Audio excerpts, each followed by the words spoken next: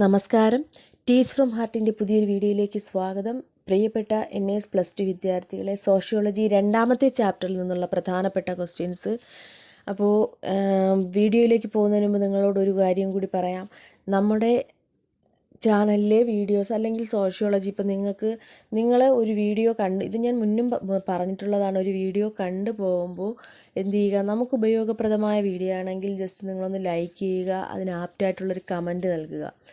അപ്പോൾ അതുപോലെ തന്നെ വീഡിയോസ് മറ്റുള്ളവരിലേക്ക് ഷെയർ ചെയ്യുക, നമ്മുടെ ചാനലിനെ സപ്പോർട്ട് ചെയ്യുക. ഓക്കെ, രണ്ടാമത്തെ ചാപ്റ്ററിൽ നിന്നുള്ള പ്രധാനപ്പെട്ട ക്വസ്റ്റ്യൻസ് നമുക്ക് നോക്കാം. രണ്ടാമത്തെ ചാപ്റ്ററിൻ്റെ പേര് emergence and development of sociology, സാമൂഹ്യശാസ്ത്രത്തിൻ്റെ ഉത്ഭവവും വളർച്ചയും. അതിലെ പ്രധാനപ്പെട്ടൊരു ക്വസ്റ്റ്യനാണ് ഇത്. 2012 2 മാർക്കിന് ചോദിച്ചിട്ടുള്ള ക്വസ്റ്റ്യനാണ്. What is positivism? എന്താണ് വാസ്തവിക സിദ്ധാന്തം അല്ലെങ്കിൽ പോസിറ്റിവിസം എന്നുള്ളത്? ഒരു ശാസ്ത്രത്തിൻ്റെ അടയാളമാണ് എന്തെന്ന് പറയുന്നത്, തെളിയിക്കൽ. അതായത് നമുക്ക് എന്തെങ്കിലും ഒരു കാര്യത്തെക്കുറിച്ച് ഒരു വ്യക്തമായ ഒരു അറിവ് നൽകുക, അല്ലേ? അതിന് തെളിവ് സഹിതം നമുക്ക് എന്ത് കിട്ടണം? വിശ്വാസയോഗ്യമായ തെളിവുകൾ ലഭിക്കണമെന്ന് പറയില്ല. അതാണ് ഒരു ശാസ്ത്രത്തിൻ്റെ അടയാളമാണ് തെളിയിക്കൽ എന്ന് പറയുന്നത്. എല്ലാ അർത്ഥവത്തായ പ്രസ്താവനകളും യുക്തിപരമായ തെളിയിക്കലുകൾക്ക് വിധേയമായിരിക്കണം. സാമൂഹ്യശാസ്ത്രങ്ങൾ യുക്തിപരമായ തെളിയിക്കലുകൾക്ക് വിധേയമായതുകൊണ്ട് അവയും പ്രകൃതിശാസ്ത്രങ്ങളും തമ്മിൽ കാര്യമായ വ്യത്യാസവുമില്ല. ഒന്നുകൂടെ പറഞ്ഞുതരാം. വാസ്തവിക സിദ്ധാന്തം ഒരു കാര്യത്തിൻ്റെ സത്യം മനസ്സിലാക്കുക, അല്ലേ? അതിന് ഒരു ശാസ്ത്രത്തിൻ്റെ ഏറ്റവും പ്രധാനപ്പെട്ട തെളിവാണ് നമുക്ക് ആവശ്യമായിട്ടുള്ളത് ഒരു ശാസ്ത്രത്തെ സംബന്ധിച്ചിടത്തോളം. അപ്പോൾ ശാസ്ത്രത്തിൻ്റെ അടയാളമാണ് തെളിയിക്കൽ. എല്ലാ അർത്ഥവത്തായ പ്രസ്താവനകളും യുക്തിപരമായ തെളിയിക്കലുകൾക്ക് വിധേയമായിരിക്കണം. വെറുതെ ഒരു കാര്യത്തെക്കുറിച്ച് പ്രസ്താവിച്ചാൽ മാത്രം പോരാ, അതിന് യുക്തിപരമായ തെളിയിക്കലുകൾ കൂടി ഉണ്ടായിരിക്കണം. സാമൂഹ്യശാസ്ത്രങ്ങൾ യുക്തിപരമായ തെളിയിക്കലുകൾക്ക് വിധേയമായതുകൊണ്ടാണ് അവയും പ്രകൃതിശാസ്ത്രങ്ങളും തമ്മിൽ കാര്യമായ വ്യത്യാസമില്ലാത്തത്. കാരണം ഞാൻ പറഞ്ഞുതരാം. ഇപ്പോൾ ചരിത്രത്തെ സംബന്ധിച്ചായാലും ഈ സാമൂഹ്യശാസ്ത്രങ്ങളായ തെളിവ് നമുക്ക് ഗാന്ധിജിയെ പോലൊരു വ്യക്തി ഇവിടെ ജീവിച്ചിരുന്നു, അല്ലെങ്കിൽ 1857 ഇങ്ങനെ ഒരു ഒന്നാം സ്വാതന്ത്ര്യ സമരം നമ്മൾ സാക്ഷ്യം വഹിച്ചിട്ടുണ്ട്, അതിൽ പങ്കെടുത്ത കുറേ പേര്, താന്തിയ തോപ്പ്, ഇങ്ങനെ ഒരുപാട് പേര്, ഝാൻസി റാണി, അങ്ങനെ കുറേ പേരെ നമുക്ക് അറിയാമെങ്കിൽ നാനാ സാഹിബ്, ഇവരിങ്ങനെയൊക്കെ ഉള്ള ചരിത്ര വനിതകളായിക്കോട്ടെ പുരുഷന്മാരായിക്കോട്ടെ, അവരെക്കുറിച്ച് നമുക്ക് അറിയണമെങ്കിൽ അത് സത്യമായ കാര്യങ്ങൾ ചരിത്രം തെളിയിക്കപ്പെട്ട് രേഖകളിലൂടെ എഴുതി വെച്ചിട്ടുള്ളതാണ്, അല്ലേ? അപ്പം നമ്മൾ അതിനെ വിശ്വസിച്ചേ പറ്റൂ. അതുകൊണ്ടാണ് ഇതിന് എപ്പോഴും ഒരു ശാസ്ത്രത്തിന് എന്ത് വേണം? തെളിവാണ് ആവശ്യം. അപ്പോൾ ഇതിനെയാണ് നമ്മൾ എന്തെന്ന് പറയുന്നത്, വാസ്തവിക സിദ്ധാന്തം എന്ന് പറയുന്നത്. ഇത് 2012 2 മാർക്കിന് ചോദിച്ചതാണ്. നെക്സ്റ്റ്, അതുപോലെ തന്നെ ഒരു പ്രധാനപ്പെട്ട question, theories of August Comte. ഇത് 2 മാർക്കിന് 2015 ചോദിച്ച ക്വസ്റ്റ്യനാണ്. അഗസ്റ്റ് കോംറ്റെയുടെ പ്രധാനപ്പെട്ട തത്വങ്ങളെക്കുറിച്ച് എഴുതുക എന്നുള്ളത്. മനുഷ്യ പുരോഗതി 3 ഘട്ടങ്ങളിലൂടെ കടന്നു പോകുന്നു എന്നാണ് ഈ കോംറ്റെ പറഞ്ഞിരിക്കുന്നത്. അദ്ദേഹം കണ്ടുപിടിച്ചത്, അതായത് തിയറീസ് എന്ന് പറയുമ്പോൾ അദ്ദേഹത്തിൻ്റെ തത്വങ്ങളിൽ പറയുന്ന, അദ്ദേഹം മനുഷ്യ പുരോഗതി 3 ഘട്ടങ്ങളിലൂടെ കടന്നു പോകുന്നു എന്ന് കണ്ടുപിടിച്ചു. അതിൽ 3 ഘട്ടങ്ങളെന്ന് പറയുന്നത്, ദൈവശാസ്ത്രപരമായ ഘട്ടം, തിയോളജിക്കൽ സ്റ്റേജ്, അതിഭൗതിക കാലഘട്ടം, അല്ലേ? മെറ്റഫിസിക്കൽ സ്റ്റേജ്, മൂന്നാമത്തേത് വാസ്തവിക ഘട്ടം അല്ലെങ്കിൽ പോസിറ്റീവ് സ്റ്റേജ്. അപ്പോൾ എന്തൊക്കെയാണ്? ദൈവശാസ്ത്രം എല്ലാം ദൈവത്തിൽ മാത്രം വിശ്വസിച്ചിരുന്നൊരു കാലഘട്ടം നമുക്കുണ്ടായിരുന്നു. അന്നത്തെ കാലത്ത് ശാസ്ത്രത്തിന് യാതൊരുവിധ പങ്കോ അല്ലെങ്കിൽ ഒരു പ്രസക്തിയും ഉണ്ടായിരുന്നില്ല. എല്ലാം ദൈവമാണ് എന്നുള്ളൊരു ദൈവശാസ്ത്രപരമായ ഘട്ടം. അപ്പോൾ എല്ലാ സംഭവങ്ങളുടെയും പ്രതിഭാസങ്ങളുടെയും ആദ്യത്തെയും അവസാനത്തെയും കാരണമായി അമാനുഷിക ശക്തികളുടെ പ്രവൃത്തികളെയാണ് മനുഷ്യൻ സങ്കല്പിച്ചിരുന്നത്. അപ്പോൾ ഈ കാലഘട്ടത്തിൽ ഏറ്റവും കൂടുതൽ പ്രേത ആരാധന, ബഹുദൈവ വിശ്വാസം, ഏകദൈവ വിശ്വാസം എന്നിവ മനുഷ്യ സമൂഹത്തിൽ ഉടലെടുത്തിട്ടുണ്ട്. അപ്പോൾ ദൈവത്തിനപ്പുറം ഒന്നുമില്ല എന്ന് വിശ്വസിച്ചിരുന്നൊരു കാലഘട്ടം ഉണ്ടായിരുന്നു. അതാണ് ദൈവശാസ്ത്രപരമായ കാലഘട്ടം. രണ്ടാമത്തേത് അതിഭൗതിക കാലഘട്ടം, ദൈവശാസ്ത്രത്തിൻ്റെ തുടർച്ചയായിട്ടുള്ള കാലഘട്ടമാണിത്. ഈ ഭൂമിയിൽ സംഭവിക്കുന്നതെല്ലാം നിശ്ചയിക്കുന്നത് ഏതോ ഒരു ശക്തിയാണ്. അതിന് തൊട്ട് മുമ്പ് ദൈവിക ഘട്ടത്തിൽ എന്തായിരുന്നു? ദൈവശാസ്ത്രപരം, അവിടെ എല്ലാം ദൈവമായിരുന്നെങ്കിൽ അതിഭൗതികതയിലേക്ക് വരുമ്പോൾ എന്ത് ചെയ്യുകയാണ്?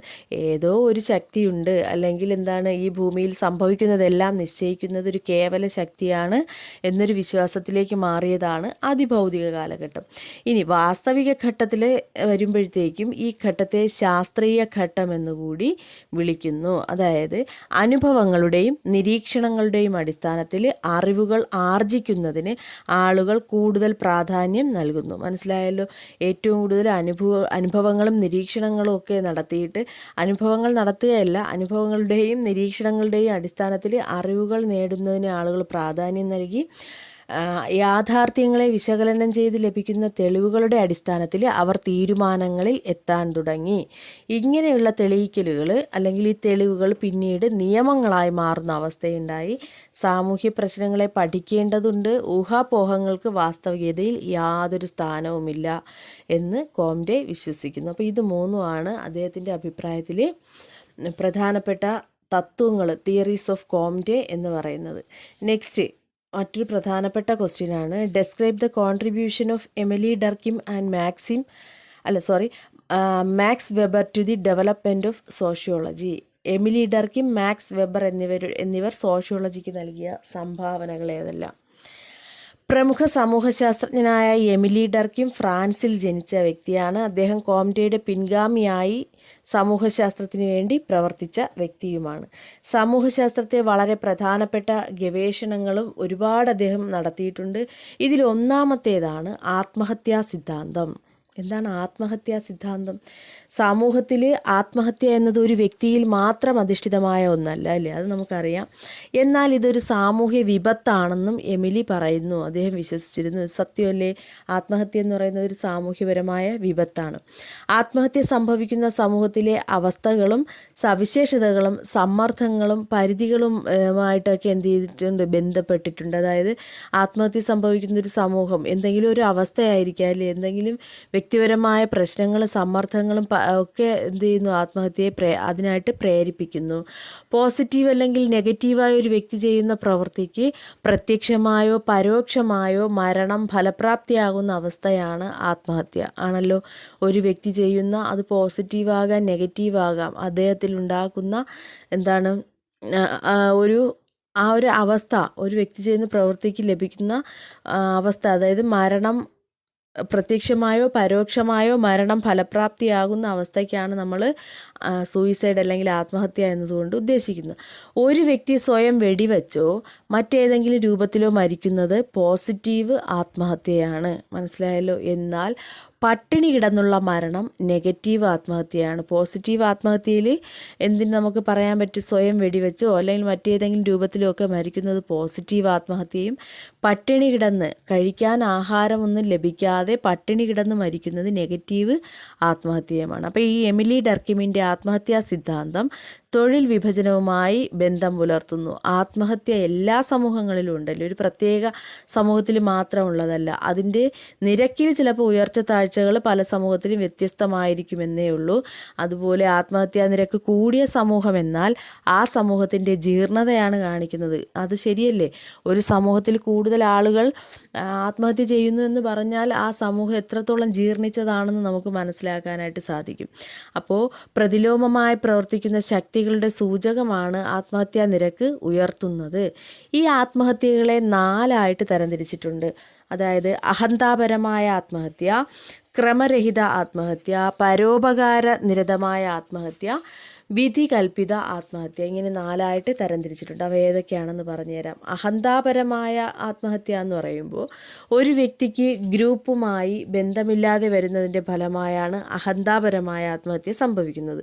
അതായത് അഹന്ത എന്ന് പറയുമ്പോൾ തന്നെ നമുക്കറിയാലോ, അഹങ്കാരം, ഈഗോയിസ്റ്റിക്. അപ്പോൾ അഹന്താപരമായ ആത്മഹത്യ അല്ലെങ്കിൽ ഈഗോയിസ്റ്റിക് എന്നാണ് ഇതിന് പറയുന്നത്. അപ്പോൾ ഒരു വ്യക്തി സമൂഹത്തിൽ ആരുമായിട്ട് സഹകരിക്കാതെ, ആരോടും ഒരു ബന്ധവുമില്ലാതെ വ്യക്തി ഒറ്റപ്പെട്ടു പോകുന്നത്, അങ്ങനെ താമസിക്കുന്ന ഒരുപാട് പേരെ നമുക്കറിയാമല്ലേ, ചുറ്റുമുള്ളവരുമായിട്ട് യാതൊരു ഒരു സഹകരണവും ഇല്ലാതെ. അപ്പോൾ ഒറ്റപ്പെട്ടു പോകുന്നതും ഗ്രൂപ്പും ആ വ്യക്തിയും തമ്മിലുള്ള, നമ്മളെ സമൂഹവും ആ വ്യക്തിയും തമ്മിലുള്ള ബന്ധം അയഞ്ഞു പോകുന്നതുമൊക്കെ ആത്മഹത്യയിലേക്ക് വഴിതെളിക്കുന്നു.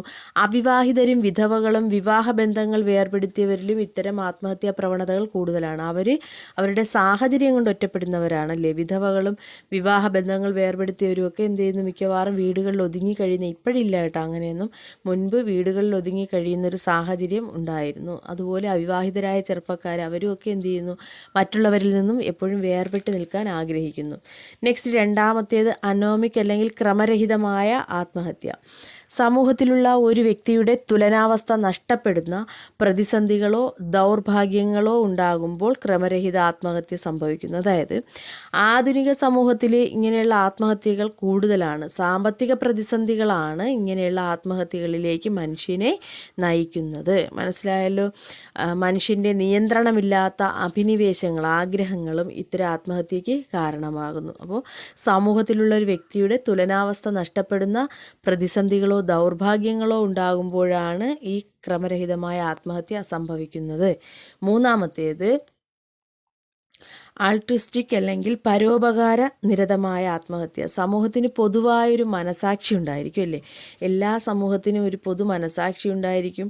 വിശ്വാസങ്ങളും വികാരങ്ങളും ഒന്നാണ്. അതായത് പൊതു ലക്ഷ്യത്തിനായിട്ട് പരസ്പരം ആത്മാർപ്പണ മനോഭാവത്തോടെ ജീവിക്കുന്ന ഒരുപാട് ജനത നമുക്ക് ചുറ്റുമുണ്ട്. സമൂഹത്തിന് വേണ്ടി ജീവൻ കളയാൻ ഈ വിഭാഗം തയ്യാറാണ്. അതാണ് പരോപകാര നിരതമായ ആത്മഹത്യയിൽ ഉദ്ദേശിക്കുന്നതിന് ഏറ്റവും വലിയ ഉദാഹരണം നമ്മുടെ സൈന്യം തന്നെയാണ്. മറ്റുള്ളവർക്ക് വേണ്ടി, സമൂഹത്തിന് വേണ്ടി ജീവൻ കളയാനും തയ്യാറുള്ള വിഭാഗം. നാലാമത്തേത് വിധികൽപ്പിത സമൂഹം. വിധികൽപ്പിത സമൂഹം അല്ലെങ്കിൽ ഫാറ്റലിസ്റ്റിക് എന്ന് പറയുമ്പോഴത്തേക്കും സമൂഹത്തിൽ അത്യധികമായ നിയന്ത്രണം ഉണ്ടാകുമ്പോഴും ആത്മഹത്യാ പ്രവണത വർദ്ധിക്കും അല്ലേ. അതികർശനമായ അച്ചടക്ക പാലനം, അതുപോലെ തന്നെ വിവാഹിതരും കുട്ടികളില്ലാത്തവരുമായ സ്ത്രീകൾ, ചെറുപ്പക്കാരായ ഭർത്താക്കന്മാർ എന്നിവർക്കിടയിലാണ് കൂടുതലും വിധികൽപ്പിത ആത്മഹത്യകൾ കാണപ്പെടുന്നത്. മനസ്സിലായല്ലോ. ഇനി നെക്സ്റ്റ്, അതുപോലെ തന്നെ മാക്സ് വെബറുടെ അഭിപ്രായത്തിൽ അദ്ദേഹം എന്താണ് പറഞ്ഞിരിക്കുന്നത്? ഇത്രയും നേരം നമ്മൾ എമിലി ഡർക്കിം, ഈ ക്വസ്റ്റ്യൻ തന്നെ എന്തായിരുന്നു? എമിലി ഡർക്കിം, മാക്സ് വെബർ എന്നിവർ സോഷ്യോളജിക്ക് നൽകിയ സംഭാവനകൾ. ഇനി അടുത്ത് മാക്സ് വെബർ, അദ്ദേഹം പറയുന്നത് എന്താണ്? സാമൂഹ്യ പ്രശ്നങ്ങൾ പഠിക്കുന്നതിന് ശരിയായ പ്രവർത്തന സമ്പ്രദായങ്ങളും സൈദ്ധാന്തികമായ സമീപനങ്ങളും ഉയർത്തിക്കൊണ്ടുവന്ന ജർമ്മൻ സാമൂഹ്യ ശാസ്ത്രജ്ഞനാണ് മാക്സ് വെബർ. സമൂഹശാസ്ത്രത്തിലൊരു പ്രധാന വിഷയം സാമൂഹ്യ നടപടികളാണെന്നാണ് ഈ വെബർ വിശ്വസിച്ചിരുന്നത്. സാമൂഹ്യ നടപടികളിൽ നടപടി, സ്ഥിതിവിശേഷം, മാർഗം, ലക്ഷ്യം എന്നിവ ഉൾപ്പെടുന്നു അദ്ദേഹത്തിൻ്റെ അഭിപ്രായത്തിൽ. ഇവയെ അടിസ്ഥാനമാക്കി വെബർ സാമൂഹ്യ നടപടികളെ 4ആയി തരംതിരിച്ചിട്ടുണ്ട്. അതായത് മതപരമായത് അല്ലെങ്കിൽ റിലീജിയസ് ആക്ഷൻ, യുക്തിപൂർവമായത് അല്ലെങ്കിൽ റേഷണൽ ആക്ഷൻ, പരമ്പരാഗതമായ നടപടി അല്ലെങ്കിൽ ട്രഡീഷണൽ ആക്ഷൻ, വൈകാരിക നടപടി അല്ലെങ്കിൽ ഇമോഷണൽ ആക്ഷൻ. എന്തൊക്കെയാണ്? അപ്പോൾ ഒന്നുകൂടെ പറയാം. മതപരമായ നടപടി, യുക്തിപൂർവമായ നടപടി, പരമ്പരാഗതമായത്, വൈകാരിക നടപടി. ഇനി അദ്ദേഹത്തിൻ്റെ പ്രധാനപ്പെട്ട കൃതികളും കൊടുത്തിട്ടുണ്ട്. പ്രൊട്ടസ്റ്റൻ്റ് സദാചാരവും മുതലാളിത്തത്തിൻ്റെ സത്തയും, സാമൂഹ്യ നടപടി, സാമ്പത്തിക സംഘടനകളുടെ സിദ്ധാന്തം, സമൂഹശാസ്ത്ര പ്രബന്ധങ്ങൾ, നഗരം. ഇത്രയും അദ്ദേഹത്തിൻ്റെ പ്രധാന കൃതികളാണ്. ഇനി ഈ ചാപ്റ്ററിൽ നിന്നുള്ള മറ്റൊരു പ്രധാനപ്പെട്ട ക്വസ്റ്റ്യനാണ് explain the contribution of Karl Marx to the development of sociology. ഇത് പ്രധാനപ്പെട്ടതാണ്. കാൾ മാക്സിൻ്റെ സംഭാവന സോഷ്യോളജിയുടെ വികാസത്തിൽ എന്തൊക്കെയാണെന്ന്. ഇദ്ദേഹം ജർമ്മൻകാരനായ ഒരു കമ്മ്യൂണിസ്റ്റ് ആശയങ്ങളുടെ പിതാവായി കണക്കാക്കപ്പെടുന്ന വ്യക്തിയാണ് കാൾ മാക്സ്. സാമൂഹ്യ പ്രവർത്തകനും തത്വചിന്തകനുമായ കാൾ മാക്സ് അദ്ദേഹത്തിൻ്റെ ചിന്തകളുടെ പരിണിത ഫലമാണ് പല രാജ്യങ്ങളിലും പിന്നീട് സംഭവിച്ച കമ്മ്യൂണിസ്റ്റ് വിപ്ലവ മുന്നേറ്റങ്ങൾ. നമുക്കറിയാം അല്ലേ. അപ്പോൾ അദ്ദേഹത്തിൻ്റെ പ്രധാനപ്പെട്ട പുസ്തകങ്ങൾ ഏതൊക്കെയാണ്? ദാസ് ക്യാപിറ്റൽ അല്ലെങ്കിൽ മൂലധനം, കമ്മ്യൂണിസ്റ്റ് മാനിഫെസ്റ്റോ അല്ലെങ്കിൽ കമ്മ്യൂണിസ്റ്റ് പ്രകടന പത്രിക, ദ ഹോളി ഫാമിലി വിശുദ്ധ കുടുംബം, ദ പവർ ഓഫ് ഫിലോസഫി അല്ലെങ്കിൽ തത്വശാസ്ത്രത്തിൻ്റെ ശക്തി. ഇതൊക്കെ അദ്ദേഹത്തിൻ്റെ പ്രധാനപ്പെട്ട കൃതികളാണ്. അപ്പോൾ ഇത്രയുമാണ് ഈ രണ്ടാമത്തെ ചാപ്റ്ററിൽ നിന്നുള്ള പ്രധാനപ്പെട്ട ക്വസ്റ്റ്യൻസ്. നെക്സ്റ്റ് ക്ലാസ്സിൽ നമുക്ക് മൂന്നാമത്തെ ചാപ്റ്ററുമായി കാണാം. Thank you.